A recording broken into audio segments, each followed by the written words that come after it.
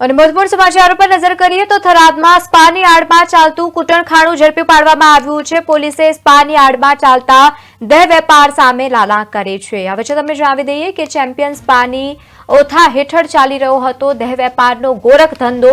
પોલીસે ડમી ગ્રાહકો મોકલી અને કૂટણખાણું ઝડપી પાડ્યું છે। રેડ દરમિયાન સ્પામાંથી પરપ્રાંતીય 2 યુવતીઓ ઝડપી પાડવામાં આવી છે। વધુ કાર્યવાહી પોલીસે હાથ ધરી છે।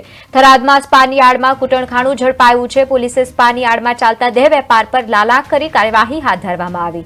થરાદમાં રાજસ્થાનના શખ્સો સ્પા આડમાં દેહ વેપારનો ધંધો કરતા હતા। ચેમ્પિયન સ્પાની ઓથા હેઠળ કાર્યવાહી કરવામાં આવી। દેહ વેપારનો જે ધંધો ચાલી રહ્યો હતો ગોરખ ધંધો તેને લઈને પોલીસે ડમી ગ્રાહક મોકલ્યો અને ત્યારબાદ કૂટણખાણું ઝડપી પાડવામાં આવ્યું।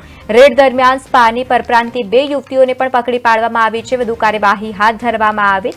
તો આ વચ્ચે તમને જણાવી દઈએ કે થરાદમાં રાજસ્થાનના શખ્સો સ્પાની આડમાં દેહ વેપારનો ધંધો કરી રહ્યા હતા। ચેમ્પિયન સ્પાની ઓથા હેઠળ દેહ વેપારનો ગોરખ ધંધો ચાલી રહ્યું હતું જેના પર કાર્યવાહી હાથ ધરાઈ।